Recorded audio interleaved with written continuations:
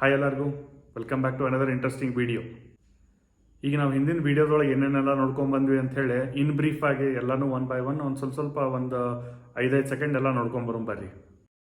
ನಾವು ಸೇವಿಂಗ್ಸ್ ಹೆಂಗೆ ಮಾಡಬೇಕು, ಆಮೇಲೆ ಹೆಂಗೆ ಇನ್ವೆಸ್ಟ್ಮೆಂಟ್ ಮಾಡಬೇಕು ನೋಡ್ಕೊಂಡು ಬಂದ್ವಿ. ಅದಾದಮೇಲೆ ನೀವು ಯಾವ್ಯಾವ ಟೈಪ್ ಆಫ್ ಇನ್ವೆಸ್ಟ್ಮೆಂಟ್ ಮಾಡ್ಬೋದು ನೋಡಿದ್ವಿ. ನೀವು ಹೆಂಗೆ ಕಂಪೌಂಡಿಂಗ್ ಹೆಂಗೆ ಇಂಟ್ರೆಸ್ಟ್ ಆ್ಯಡ್ ಆಗ್ತದೆ ಅದನ್ನು ನೋಡಿದ್ವಿ. ಆಮೇಲೆ ಹೆಂಗೆ ಅವಾಯ್ಡಿಂಗ್ ಅನ್ನೆಸೆಸರಿ ಲೋನ್ಸ್, ನೀವು ಅನ್ನೆಸೆಸರಿ ಯಾವ್ಯಾವ್ದ್ರಿ ಸಾಲ ತೊಗೊಳ್ಳೋ ತಪ್ಪಿಸ್ಬೇಕು ಅನ್ನೋದನ್ನು ನೋಡಿದ್ವಿ. ಆಮೇಲೆ ಬೇರೆದವ್ರಿಗೆ ಯಾವತ್ತೂ ಇಂಪ್ರೆಸ್ ಮಾಡೋಕೆ ಹೋಗಬೇಡ್ರಿ, ಅದರಿಂದ ನಿಮ್ಮ ರೊಕ್ಕ ನೀವೇ ಕಳ್ಕೊತೀರಿ ಅನ್ನೋದನ್ನು ನಾವು ಆ ಎಲ್ಲ ವಿಡಿಯೋದೊಳಗೆ ನೋಡ್ಕೊಂಬಂದ್ವಿ. ಇಷ್ಟೋ ತನಕ ನಾವು ಹಿಂದಿನ ವಿಡಿಯೋದೊಳಗೆ ಏನು ನೋಡಿದ್ವಲ್ಲ ಅದನ್ನು ಒಂದು ಸ್ವಲ್ಪ ಬ್ರೀಫಾಗಿ ನೋಡ್ಕೊಂಬಂದ್ವಿ. ಈಗ ನೆಕ್ಸ್ಟ್ ಒನ್ ಏನಂತಂದ್ರೆ ಸೆಟ್ಟಿಂಗ್ ಯುವರ್ ಓನ್ ಫೈನಾನ್ಷಿಯಲ್ ಗೋಲ್. ಅಂದ್ರೆ ನಿಮಗೆ ಹಣಕಾಸಿನ ಬಗ್ಗೆ ಯಾವತ್ತೂ ನಿಮಗೆ ಒಂದು ಗೋಲ್ ಅಂತಿರ್ಬೇಕು, ಗುರಿ ಅಂತಿರ್ಬೇಕು.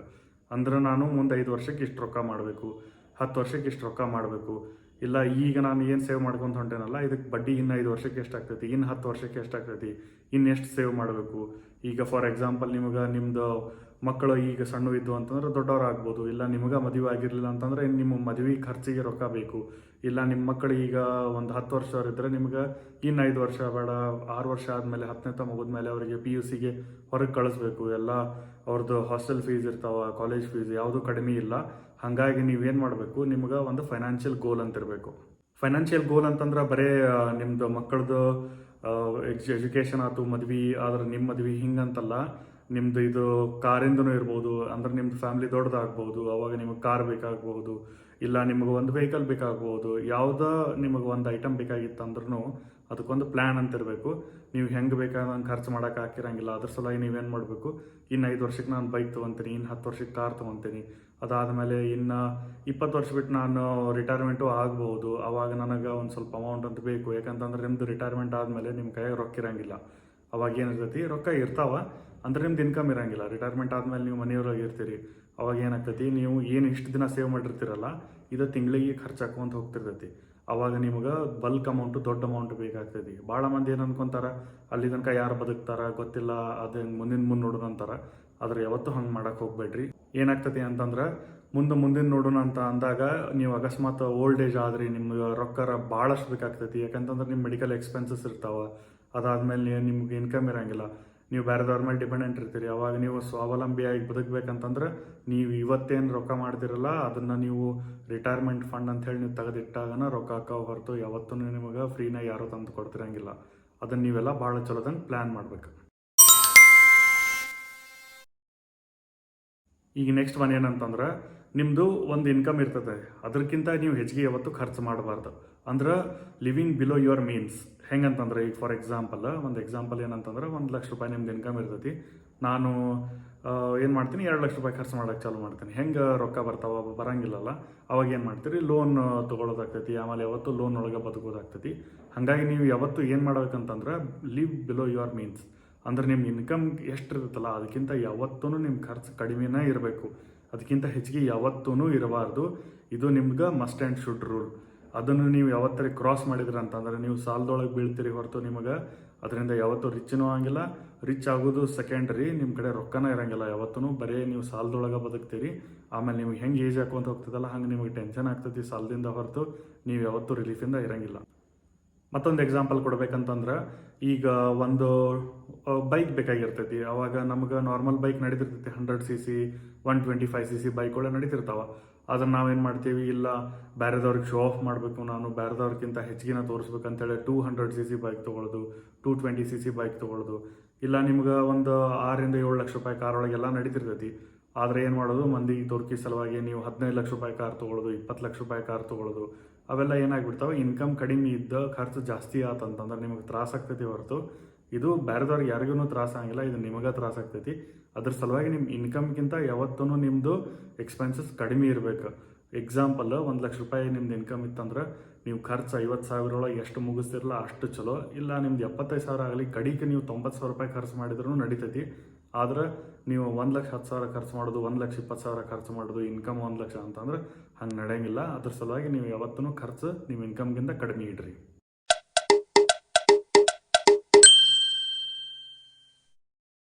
ಮತ್ತೊಂದು, ಇದು ಮಸ್ಟ್ ಆ್ಯಂಡ್ ಶುಡ್ ರೂಲ್ ಅಲ್ಲ, ಬಟ್ ಇದನ್ನು ಮಾಡೋದ್ರಿಂದ ನಿಮಗೆ ಭಾಳ ಚಲೋ ಆಗ್ತೈತಿ. ನಿಮಗೆ ಹೆಂಗಿರ್ಬೇಕಂತಂದ್ರೆ ಫ್ರೆಂಡ್ಸ್ ಗ್ರೂಪ್ ಆಯ್ತು, ನಿಮ್ಮ ಹಿಂದೆ ಮುಂದೆ ಇರೋ ಮಂದಿ ಯಾವತ್ತೂ ಹೆಂಗಿರ್ಬೇಕಂತಂದ್ರೆ ಅವ್ರು ಯಾವತ್ತೂ ಫೈನಾನ್ಸ್ ಬಗ್ಗೆ ಅವ್ರಿಗೆ ಅವೇರ್ನೆಸ್ ಇರಬೇಕು. ಆಮೇಲೆ ಅವರಿಗೆ ಸೇವಿಂಗ್ಸ್ ಕಡೆ ಲಕ್ಷ್ಯ ಇರಬೇಕು. ಅಂಥ ಮಂದಿ ನೀವು ಹಿಂದೆ ಮುಂದೆ ನೀವು ಸುತ್ತಮುತ್ತ ಇದ್ರಂದ್ರೆ ನೀವೇನು ಮಾಡ್ತೀರಿ, ಅವ್ರನ್ನೂ ನೋಡಿ ನೀವು ಕಲಿತೀರಿ. ಅಕಸ್ಮಾತಾಗಿ ನಿಮ್ಮ ಹಿಂದೆ ಮುಂದೆ ಎಲ್ಲರೂ ಬರೀ ಖರ್ಚು ಮಾಡೋರನ್ನ ಇದ್ದು, ಅವ್ರು ಬರೀ ಯಾವಾಗಲೂ ರೊಕ್ಕ ಖರ್ಚು ಮಾಡೋರ ಇದ್ದು, ಇಷ್ಟು ನಡೀತದೆ ತಗೋ, ನಾಳೆ ನಡೀತದೆ ತಗೋ ಅಂತ ಖರ್ಚು ಮಾಡಿದ್ರೆ ನಿಮ್ಗೆ ತ್ರಾಸ ಆಗ್ತೈತಿ. ಒಂದು ಎಕ್ಸಾಂಪಲ್ ಏನು ಕೊಡ್ತೇನೆ ಅಂತಂತಂದ್ರೆ, ಈಗ ನೀವು ಲೈಕ್ ಮೈಂಡೆಡ್ ಪೀಪಲ್, ಫೈನಾನ್ಷಿಯಲ್ ಬಗ್ಗೆ ಅವೇರ್ನೆಸ್ ಇರೋರು ಅವರೆಲ್ಲ ಸುತ್ತಮುತ್ತಲಿದ್ದಾಗ ಏನಾಗ್ತೈತಿ ಅಂತಂದ್ರೆ ಅವ್ರು ನೋಡಿ ನೀವು ಕಲಿತೀರಿ. ಅವರು ಸೇವ್ ಮಾಡಾಕತ್ತಾರ, ಅವ್ರಂಗೆ ನಾನು ಇರಬೇಕು, ಅವರು ಎಷ್ಟು ಸೇವ್ ಮಾಡಿದ್ರು ಅಂದ್ರೆ ಅವ್ರಿಗೆ ಎಷ್ಟು ಇನ್ಕಮ್ ಬರ್ತೈತಿ, ಆಮೇಲೆ ಅವ್ರಿಗೆ ರಿಟೈರ್ಮೆಂಟ್ ಎಷ್ಟು ಬೆನಿಫಿಟ್ ಇರ್ತೈತಿ, ಅದನ್ನೆಲ್ಲ ನೋಡಿ ಅವ್ರ ಬೆನಿಫಿಟ್ಸ್ ಇರ್ತಾವ. ಅವ್ರು ನೋಡೇರಿ ನಾವು ಅದನ್ನೆಲ್ಲ ಮಾಡೋಕ್ಕೆ ಸ್ಟಾರ್ಟ್ ಮಾಡ್ತೇವೆ. ಅದ ನೀವು ಏನಾಗ್ತೈತಿ ಅಂತಂದ್ರೆ, ಈಗ ಫಾರ್ ಎಕ್ಸಾಂಪಲ್ ಖರ್ಚು ಮಾಡೋರು ಹಿಂದೆ ಮುಂದೆ ನಿಮಗೆ ಸಿಕ್ಕರಂದ್ರೆ ಏನಾಗ್ತೈತಿ ಅಂತಂದ್ರೆ, ನಡೀತೈತಿ ಬಾ ಇವತ್ತು, ನಾಳೆ ಸೇವ್ ಮಾಡೋಣ ತಗೋ, ಇಲ್ಲ ನೆಕ್ಸ್ಟ್ ಮಂತ್ ಸ್ಯಾಲ್ರಿ ಬಂದ್ಮೇಲೆ ಸೇವ್ ಮಾಡೋಣ, ಈಗ ಯಾಕೆ ತಲೆ ಕೆಡಿಸುವಂತಿ, ನೀನು ಹೆಂಗಿರ್ಬೋದು, ಅದರಿಂದ ಈಗ ಯಾಕೆ ಇಷ್ಟು ತಲೆ ಕೆಡಿಸೋಳಾಗತ್ತಿ, ನಿನಗಿನ್ನೂ ಭಾಳ ಟೈಮ್ ಐತಿ, ಅದರಿಂದ ನೀವು ಮುಂದೆ ಸೇವ್ ಮಾಡ್ಕೋಬೋದು, ಈಗ ಯಾಕೆ ಇಷ್ಟು ತಲೆ ಕೆಡಿಸುವಂತೆ ಅನ್ನೋರು ನಿಮ್ಮ ಹಿಂದೆ ಮುಂದೆ ಗಂಟು ಬಿದ್ದರು ಅಂತಂದ್ರೆ ಏನಾಗ್ತದೆ ಪರಿಸ್ಥಿತಿ ಅಂದ್ರೆ, ನೀವು ಸೇವಿಂಗ್ ಮಾಡೋದನ್ನ ಪೂರಾ ಬಿಟ್ಟು ಖರ್ಚು ಮಾಡಕತ್ತೀರಿ.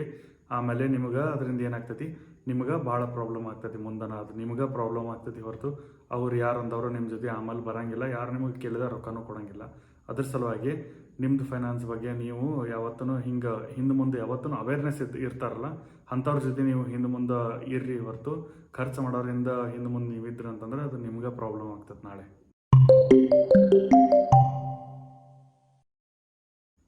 ಈಗ ನೀವು ಇಷ್ಟ ತನಕ ಈ ಎಲ್ಲ ಪಾಯಿಂಟ್ಸ್ ನೋಡ್ಕೊಂಬಂದ್ರಿ. ಈಗ ಮುಂದೆ ಏನಂತಂದ್ರೆ, ನೀವು ಇನ್ವೆಸ್ಟ್ಮೆಂಟ್ ಮಾಡಿರಿ ಅಂತ ಹಿಡೀರಿ. ಆಗ ನೀವೇನು ಮಾಡಬೇಕು, ನೀವೇನು ಇನ್ವೆಸ್ಟ್ ಮಾಡಿರಲ್ಲ ಅದನ್ನು ನೀವು ರೆಗ್ಯುಲರಾಗಿ ಚೆಕ್ ಮಾಡ್ಕೊತಿರ್ಬೇಕು. ಹೆಂಗಂತಂದ್ರೆ, ಈಗ ಒಂದು ಎಕ್ಸಾಂಪಲ್ ಕೊಡ್ಬೇಕಂತಂದ್ರೆ, ಒಂದು ಬ್ಯಾಂಕ್ ಒಳಗೆ ನೀವು ಒಂದಿಷ್ಟು ರೊಕ್ಕ ನೀವು FD ಇಟ್ಟಿರಿ, ಅದು ಇನ್ನೊಂದು ಬ್ಯಾಂಕ್ ಅದಕ್ಕಿಂತ ಹೆಚ್ಚಿಗೆ ಕೊಡಾಕತ್ತೈತೆ FD ರೇಟ್. ಅವಾಗ ನೀವು ಅದನ್ನೆಲ್ಲ ಚೆಕ್ ಮಾಡ್ಕೊತಿರ್ಬೇಕು. ಯಾಕಂತಂದ್ರೆ ಪರಿಸ್ಥಿತಿ ಹಿಂಗೆ ಇರ್ತೈತಿ, ಆಮೇಲೆ ಎಲ್ಲ ಸೇಮ್ ಇರ್ತೈತಿ ಅಂತ ಯಾವತ್ತೂ ಇರೋಂಗಿಲ್ಲ. ಬಡ್ಡಿ ರೇಟ್ ಹೆಚ್ಚಿಗೆ ಆಗ್ತಿರ್ತೈತಿ, ಕಡಿಮೆ ಆಗ್ತಿರ್ತೈತಿ. ಯಾಕಂತಂದ್ರೆ ನಮ್ಮದು ಫೈನಾನ್ಸ್ ಬರೀ ಸ್ಟೇಬಲ್ ಇರೋಂಗಿಲ್ಲ, ಯಾವತ್ತೂ ಹೆಚ್ಚು ಕಡಿಮೆ ಹಾಕ್ಕೊಂತನ ಹೋಗ್ತಿರ್ತೈತಿ. ನೀವು ಕಂಟಿನ್ಯೂಸ್ ಆಗಿ ಅದನ್ನು ಚೆಕ್ ಮಾಡ್ಕೊತ ಹೋಗ್ತಿರ್ಬೇಕು. ಆಮೇಲೆ ಅದು ಏನು ನಡೆಯಾಗತ್ತೈತಿ, ನೀವು ಇನ್ವೆಸ್ಟ್ ಮಾಡಿದ್ದು ಅದು ಎಲ್ಲಿಗೆ ಬಂದೈತೈತಿ, ನಾನು 1-2 ವರ್ಷದಿಂದ ಇನ್ವೆಸ್ಟ್ ಮಾಡಿರೋದು ಈಗ ಎಲ್ಲಿಗೆ ಬಂದೈತೈತಿ, ನಾನು ಇನ್ವೆಸ್ಟ್ ಮಾಡಿರೋ ಜಾಗ ಕರೆಕ್ಟ್ ಆಯಿತೋ ಇಲ್ಲೋ, ಅದು ಬರೋಬ್ಬರಿಗೆ ರಿಟರ್ನ್ ಕೊಡಾಕತ್ತೈತೋ ಇಲ್ಲೋ ಎಲ್ಲ ನೀವು ಚೆಕ್ ಮಾಡ್ಕೊತ ಇರಬೇಕು. ನೀವೆಲ್ಲ ಅದನ್ನೆಲ್ಲ ಚೆಕ್ ಮಾಡಿದ್ರಿ, ಆವಾಗ ಏನು ಮಾಡಬೇಕು, ಅಕಸ್ಮಾತ್ ಅದೇನಾರು ಹೆಚ್ಚು ಕಡಿಮೆ ಆಗತ್ತಿತ್ತು, ಇಲ್ಲ ಕಡಿಮೆ ರಿಟರ್ನ್ ಕೊಡಾಕತ್ತಿತ್ತು, ಆವಾಗ ನೀವೇನು ಮಾಡಬೇಕು, ಅದನ್ನ ಅಡ್ಜಸ್ಟ್ ಮಾಡಬೇಕು. ಫಾರ್ ಎಕ್ಸಾಂಪಲ್, ನೀವು FD ಒಳಗೆ ಹೆಚ್ಚಿಗೆ ಇಂಟ್ರೆಸ್ಟ್ ಇರಲಿಲ್ಲ. ಈಗ ಆ್ಯಕ್ಚುಲಿ ಕೊರೋನಾ ಬಂದಾಗಿಂದ ಎಲ್ಲ ಕಡಿಮೆ ಆಗಿತ್ತು. ಹೋಮ್ ಲೋನು ಎಲ್ಲ ಲೋನ್ಗಳು ಇಂಟ್ರೆಸ್ಟ್ ರೇಟ್ ಹೆಚ್ಚಿಗೆ ಆಗಿತ್ತು. FD ಡೆಪಾಸಿಟ್ಗಳ ಲೋನ್ ಇಂಟ್ರೆಸ್ಟ್ ರೇಟ್ ಕಡಿಮೆ ಆಗಿತ್ತು, ಲೋನ್ಗಳು ಹೆಚ್ಚಿಗೆ ಇತ್ತು. ಆವಾಗ ಏನು ಮಾಡೋದು, ಅಲ್ಲಿಂದ ರೊಕ್ಕ ತೆಗೆದು ಶೇರ್ ಮಾರ್ಕೆಟ್ನೊಳಗೆ ಹಾಕೋದು. ಮತ್ತು ಭಾಳಷ್ಟು ಇನ್ಸ್ಟ್ರೂಮೆಂಟ್ಸ್ ಅದಾವೆ, ಬರೀ ಶೇರ್ ಮಾರ್ಕೆಟ್ ಅಷ್ಟೇ ಅಂತಲ್ಲ, ಭಾಳಷ್ಟು ಅದಾವೆ. ಅವಾಗ ನೀವು ಅಲ್ಲೆಲ್ಲ ಇನ್ವೆಸ್ಟ್ ಮಾಡೋದು, ಅದನ್ನೆಲ್ಲ ನೀವು ಕನ್ಸಿಡರ್ ಮಾಡಬೇಕು. ಒಂದಕ್ಕನ್ನು ಸ್ಟಿಕ್ ಹಾಕೊಂಡು ಕುಂದ್ರಕ್ಕಾಗಂಗಿಲ್ಲ. ಅದ್ರ ಸಲುವಾಗಿ ನೀವು ಕಂಟಿನ್ಯೂಸ್ ಆಗಿ ನಿಮ್ಮದು ಇನ್ವೆಸ್ಟ್ಮೆಂಟನ್ನು ರಿವ್ಯೂ ಮಾಡ್ಕೊತಿರ್ಬೇಕು. ಅದಾದಮೇಲೆ ಕರೆಕ್ಟಾಗಿ ಮತ್ತೆ ಯಾವ್ಯಾವ ಜಾಗಕ್ಕೆ ಮತ್ತೆ ಇನ್ವೆಸ್ಟ್ ಮಾಡಬೇಕು ಅಂತ ಇನ್ವೆಸ್ಟ್ ಮಾಡ್ಕೊತಿರ್ಬೇಕು. ಯಾಕಂತಂದ್ರೆ ಈಗ ಗೋಲ್ಡ್ ರೇಟನ್ನು 2013ಇಂದ 18 ತನಕ ಆಲ್ಮೋಸ್ಟ್ ಸೇಮ್ ರೇಟ್ ಇತ್ತು. ಈಗ ನೋಡಿದರೆ ಒಮ್ಮೆ ಡಬಲ್ ಆಗೈತಿ. ಹಿಂಗೆ ಹೆಚ್ಚು ಕಡಿಮೆ ಹಾಕ್ಕೊಂತಿರ್ತಾವ. ನೀವು ಅದನ್ನೆಲ್ಲ ಯಾವತ್ತೂ ಚೆಕ್ ಮಾಡ್ಕೊತಾ ಇರಬೇಕು, ಆಮೇಲೆ ರಿವ್ಯೂ ಮಾಡ್ಕೊತಾ ಇರಬೇಕು.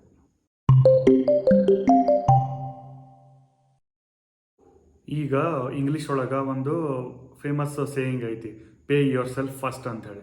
ಅಂದ್ರೆ ಫಸ್ಟ್ ನೀವು ನಿಮ್ಗೆ ಇನ್ಕಮ್ ಬಂದಿರ್ತೈತಲ್ಲ ಅದನ್ನು ನಿಮ್ಮ ಸಲುವಾಗಿ ಅದನ್ನು ಇಟ್ಕೊಳ್ರಿ ಅಂಥೇಳಿ ಅದು ಇನ್ಕಮ್ ಐತಿ, ಹಂಗೆ ಸೇಯಿಂಗ್ ಐತಿ. ಅಂದ್ರೆ ಏನು ಮಾಡಬೇಕು, ನೀವು ₹1,00,000 ನಿಮಗೆ ಇನ್ಕಮ್ ಇತ್ತಂದ್ರೆ, ನಿಮಗೆ ಸ್ಯಾಲ್ರಿ ಬಂತು ಅಂತಂದ್ರೆ ನೀವೇನು ಮಾಡಬೇಕು, ಫಸ್ಟಿಗೆ ಅದನ್ನು ಸೇವಿಂಗ್ ಸಲುವಾಗಿ ತೆಗೆದಿಡಬೇಕು. ಅದು ನಿಮ್ಮ ಸಲುವಾಗಿ ಅಂಥೇಳಿ. ನಿಮ್ಮ ಸಲುವಾಗಿ ಅಂದ್ರೆ ಪರ್ಟಿಕ್ಯುಲರ್ಲಿ ಒಬ್ಬರ ಸಲುವಾಗಿ ಅಂತಲ್ಲ, ಫ್ಯಾಮಿಲಿ ಇರ್ತದೆ, ಡಿಪೆಂಡೆಂಟ್ ಫ್ಯಾಮಿಲಿ, ಅವ್ರು ಎಲ್ಲರ ಸಲುವಾಗಿ ಅದನ್ನು ಫಸ್ಟ್ ರೊಕ್ಕ ತೆಗೆದಿಡಬೇಕು. ಅದು ಪೇ ಯುವರ್ ಸೆಲ್ಫ್ ಫಸ್ಟ್. ಹಂಗಾಗೋದ್ರಿಂದ ಏನಾಗ್ತೈತಿ, ನೀವು ಎಕ್ಸಾಂಪಲ್ ಮತ್ತು ನಾ ಬರೀ ಎಕ್ಸಾಂಪಲ್ ಕೂಡ ಆಗ್ತೀನಿ, ₹1,00,000 ಇನ್ಕಮ್ ಇತ್ತಂದ್ರೆ ಅದನ್ನ ನೀವು ₹50,000 ತೆಗೆದಿಟ್ಬಿಟ್ರಿ ಅಂತಂದ್ರೆ ನಿಮ್ಮ ಖರ್ಚಿಗೆ ₹50,000 ಅಷ್ಟೇ ಮಾಡ್ಬೇಕನ್ನೋ ಒಂದು ಬಜೆಟ್ ಇರ್ತೈತೆ ನಿಮ್ಗೆ. ಅವಾಗ ಏನಾಗ್ತೈತಿ, ನೀವು ಅದು ₹50,000 ಅಷ್ಟೇ ನೋಡ್ಕೊಂಡು ಖರ್ಚು ಮಾಡ್ತೀರಿ ಹೊರತು ಅದನ್ನು ದಾಟಿ ಹೆಚ್ಚಿಗೆ ಹೋಗಂಗಿಲ್ಲ. ಯಾಕಂತಂದ್ರೆ ನಿಮಗೆ ಗೊತ್ತಿರ್ತೈತಿ ನನ್ನ ಕಡೆ ಅಷ್ಟೇ ರೊಕ್ಕ ಉಳ್ದಾವಂತ. ಅದ್ರ ಸಲುವಾಗಿ ನೀವೇನು ಮಾಡಬೇಕು, ಪೇ ಯುವರ್ ಸೆಲ್ಫ್ ಫಸ್ಟ್. ಅಂದರೆ ನಿಮ್ಮ ಸಲುವಾಗಿ, ನಿಮ್ಮ ಫ್ಯಾಮಿಲಿ ಸಲುವಾಗಿ ಅಷ್ಟೇ ಪೇ ಮಾಡ್ಕೋಬೇಕು. ಅದಾದ ಮೇಲೆ ಖರ್ಚು ಮಾಡ್ಕೊತ ಹೋಗಬೇಕು. ಈಗ ನೆಕ್ಸ್ಟ್ ಏನಂತಂದ್ರೆ, ನಿಮ್ಗೆ ಯಾವತ್ತೂ ನೀವು ಸೆಕೆಂಡ್ರಿ ಇನ್ಕಮ್ ಅಥವಾ ಪ್ಯಾಸಿವ್ ಇನ್ಕಮ್ ಕಡೆ ನಿಮ್ದು ಯಾವತ್ತೂ ಲಕ್ಷ್ಯ ಇರಬೇಕು. ಯಾಕಂತಂದ್ರೆ ನಿಮ್ಮದು ಒಂದು ಎಕ್ಸಾಂಪಲ್ ಒಂದೇ ಇನ್ಕಮ್ ಇರ್ತೈತಿ. ಆವಾಗ ಏನಾಗ್ತೈತಿ, ನಿಮಗೆ ಯಾವಾಗೂ ಅಂಜಿಕೆ ಇರ್ತೈತಿ, ಇದು ಸ್ಟಾಪ್ ಆದ್ರೆ ನಾನು ಮುಂದೆ ಹೆಂಗೆ ಅಂಥೇಳಿ ಯಾವಾಗೂ ಭಾಳ ಅಂಜಿಕೆ ಇರ್ತೈತಿ. ಅವಾಗ ಏನಾಗ್ತೈತಿ, ಇದು ಒಬ್ಬರೇ ಇದ್ದಾಗ ನಡಿತೈತಿ. ಅಕಸ್ಮಾತ್ ನಿಮ್ದು ಮದುವೆ ಆಗಿ ಆಮೇಲೆ ಮುಂದೆ ನಿಮ್ಮ ಮಕ್ಕಳಾಗಿ ಆಮೇಲೆ ರೂಲ್ಸ್ ಆ್ಯಂಡ್ ರೆಸ್ಪಾನ್ಸಿಬಿಲಿಟಿಗಳು ನಿಮ್ಗೆ ಹೆಂಗೆ ಹೆಚ್ಚಿಗೆ ಹಾಕೊಂತ ಹೋಗ್ತಾವಲ್ಲ, ಅವಾಗ ನಿಮಗೆ ಏನಾಗಕ್ಕೆ ಚಾಲು ಆಗ್ತದೆ ಅಂದರೆ ಟೆನ್ಷನ್ ಆಗಕ್ಕೆ ಚಾಲು ಆಗ್ತದೆ. ಅದ್ರ ಸಲುವಾಗಿ ನೀವು ಯಾವತ್ತೂ ಒಂದು ಪ್ಯಾಸಿವ್ ಇನ್ಕಮನ್ನು ನೋಡ್ಕೊಂಡು ಇಟ್ಕೊಂಡಿರಬೇಕು. ಪ್ಯಾಸಿವ್ ಇನ್ಕಮ್ ಹೆಂಗೆ ಅಂತಂದ್ರೆ ಅದು ಸೆಕೆಂಡ್ರಿ ಇನ್ಕಮ್. ಆಮೇಲೆ ಮೋಸ್ಟ್ ಆಫ್ ದ ಟೈಮ್ಸ್ ನೀವು ಅದನ್ನು ಹೆಂಗೆ ಇಟ್ಕೊಂಡಿರಬೇಕು ಅಂತಂತಂದ್ರೆ ಅದು ನೀವು ಮಲ್ಕೊಂಡಾಗೂ ನಿಮಗೆ ರೊಕ್ಕ ತಂದು ಕೊಡ್ತಿರ್ಬೇಕು. ಅಂಥ ಇನ್ಕಮ್ ಕಡೆ ನಿಮಗೆ ಯಾವತ್ತೂ ಲಕ್ಷ್ಯ ಇರಬೇಕು. ಫಾರ್ ಎಕ್ಸಾಂಪಲ್, ಈಗ ನಾವು ಇದನ್ನು ಯೂಟ್ಯೂಬ್ ವಿಡಿಯೋ ಮಾಡಾಕತ್ತೀನಿ, ನಾವು ಮುಂದೆ ಏನಾಗ್ತೈತಿ, ಇದು ಒಂದ್ಸಲ ನಮ್ದಿನ್ನೂ ಮಾನಿಟೈಸೇಷನ್ ಆಗಿಲ್ಲ, ಆಮೇಲೆ ಒಂದ್ಸಲ ಮಾನಿಟೈಸೇಷನ್ ಆಗಕ್ಕೆ ಚಲೋ ಆಗಿ ಇದು ಫೇಮಸ್ ಆಗಿ ಭಾಳ ಮಂದಿಗೆ ರೀಚ್ ಆಗತ್ತಂದ್ರೆ ಮುಂದೆ ಏನಾಗ್ತೈತಿ, ನಾನು ವಿಡಿಯೋಗಳೇ ಲಕ್ಷ್ಯ ಕೊಡಲಿ ಆಮೇಲೆ ಕೊಡದೇ ಇರಬಹುದು, ನಾನು ಆಮೇಲೆ ಒಂದ್ಸಲ ಹಿಂಗೆ ವಿಡಿಯೋ ಮಾಡಿ ಅಪ್ಲೋಡ್ ಮಾಡಿದ್ನಂತಂದ್ರೆ ವರ್ಷಾನುಗಂಟ್ಲೆ ಅದು ಕಂಟಿನ್ಯೂಸ್ ಆಗಿ ವಿಡಿಯೋ ರನ್ ಹಾಕ್ಕೊಂತಿರ್ತೈತಿ, ಭಾಳಷ್ಟು ಮಂದಿಗೆ ರೀಚ್ ಹಾಕ್ಕೊಂತ ಇರ್ತೈತಿ. ಅವಾಗ ಏನಾಗ್ತೈತಿ ಅಂತಂದ್ರೆ ಅದು ಇದು ಕಂಟಿನ್ಯೂಸ್ ಹೆಂಗೆ ವ್ಯೂಸ್ ಹೆಚ್ಚಿಗೆ ಹಾಕ್ಕೊಂತ ಹೋಗ್ತಾವೆ ಹಂಗೆ ನಮಗೆ ಇನ್ಕಮ್ ಬರ್ಕೊತ ಹೋಗ್ತೈತಿ. ಅವಾಗ ಏನಾಗ್ತೈತಿ, ಅದೊಂಥರ ಪ್ಯಾಸಿವ್ ಇನ್ಕಮ್ ಆಗಿ ಇರ್ತೈತಿ ನಮಗೆ. ಈಗ ನಾನು ಈ ವಿಡಿಯೋ ಈಗ ಫಾರ್ ಎಕ್ಸಾಂಪಲ್ ಈಗ ಹಾಕೇನಿ, ಈ ವಿಡಿಯೋನ ನಾನು ಈಗ ಜನರೇ ಫೇಮಸ್ ಆಗಿ ಅಕಸ್ಮಾತ್ 1 ಲಕ್ಷ ಮಂದಿಗೆ ಹೋಗಿ ರೀಚ್ ಆಗಿ ಆಮೇಲೆ ಅದು ಹಂಗೆ ಕಂಟಿನ್ಯೂಸ್ ಆಗಿ ತಿಂಗಳಿಗೆ ಒಂದು 10,000 ಇನ್ಕಮ್ ಬರೋಕ್ಕೆ ಚಲೋ ಆಗ್ತೈತೆ. ಅವಾಗ ಏನಾಗ್ತೈತಿ, ಇದು ಭಾಳಷ್ಟು ಮಂದಿಗೆ ಹೋಗಿ ರೀಚ್ ಆಗಕ್ಕೆ ಚಲೋ ಆಗ್ತೈತಿ. ಆಮೇಲೆ ನಾನು ಈ ವಿಡಿಯೋ ಒಂದ್ಸಲ ಹಾಕಿಬಿಡ್ತೇನೆ, ಬಟ್ ಇದು ಥ್ರೂ ಔಟ್ ಇರ್ತದೆ ಈ ವಿಡಿಯೋ. ಆಮೇಲೆ ಇದು ಭಾಳಷ್ಟು ಮಂದಿ ಹಿಂಗೆ ನಾಲೆಜ್ ಕೊಡುವಂತ ಅಂತಂದ್ರೆ ಅವ್ರಿಗೆ ಇದ್ರಾಗ ಇಂಟ್ರೆಸ್ಟ್ ಬರ್ತೈತಿ, ಆಮೇಲೆ ನೋಡ್ಕೊಂತ ಹೋಗ್ತಾರೆ. ಇದು ಪ್ಯಾಸಿವ್ ಇನ್ಕಮ್. ಈಗ ಮತ್ತೊಂದು ಏನಂತಂದ್ರೆ ಎಕ್ಸಾಂಪಲ್, ಬುಕ್ ಬರೆಯೋದು.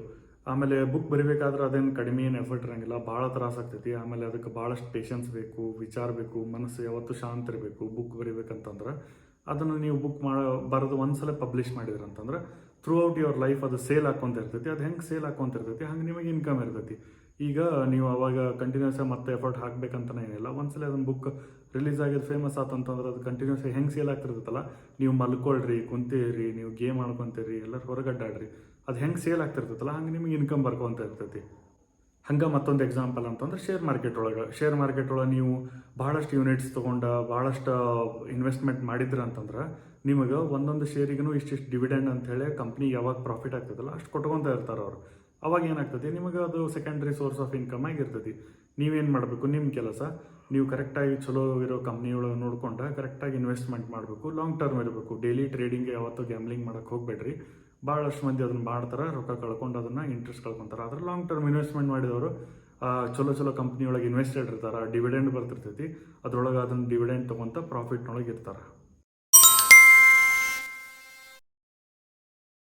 ಈಗ ನಿಮಗೆ ಇನ್ನೊಂದು ಇಂಟ್ರೆಸ್ಟಿಂಗ್ ಥಿಂಗ್ ಹೇಳ್ತೇನೆ. ಇದನ್ನು ನೋಡಿ ನೀವು ಏನಪ್ಪ ಇಷ್ಟೋ ತನಕ ನೀವು ನಿಮ್ಮದು ಪರಿಸ್ಥಿತಿ ನೋಡ್ಕೊಂಡು ಇನ್ವೆಸ್ಟ್ಮೆಂಟ್ ಮಾಡು, ಇಲ್ಲ ನಿಮ್ಮ ಕಡೆ ಎಷ್ಟು ರೊಕ್ಕ ಆಯ್ತು ತೊಗೊಂಡು ಅಷ್ಟೇ ಇನ್ವೆಸ್ಟ್ಮೆಂಟ್ ಮಾಡು ಅನ್ನಕತ್ತಿದ್ದ.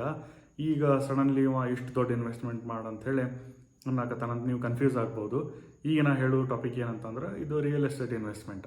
ರಿಯಲ್ ಎಸ್ಟೇಟ್ ಇನ್ವೆಸ್ಟ್ಮೆಂಟ್ ಅಂದ್ಕೊಳ್ಳಿ ನಮಗೇನು ಅನಿಸ್ಬಿಡ್ತೈತಿ, 30-40 ಸೈಟು ಇಲ್ಲ 60-40 ಸೈಟು ಇಲ್ಲ ದೊಡ್ಡ ಸೈಟ್ಸು ಇಲ್ಲ ಹೊಲ ತೊಗೊಳ್ಳೋದು, ಮನೆ ತೊಗೊಳ್ಳೋದು, ಆಮೇಲೆ ಮಾರ್ಕೆಟ್ನೊಳಗೆ ಯಾವುದೇ ಒಂದು ಕಮರ್ಷಿಯಲ್ ಇದು ಲ್ಯಾಂಡ್ ತೊಗೊಳ್ಳೋದು, ಇಂಥದನ್ನು ರಿಯಲ್ ಎಸ್ಟೇಟನ್ನು ನಾವು ತಿಳ್ಕೊಂಡೇವೆ.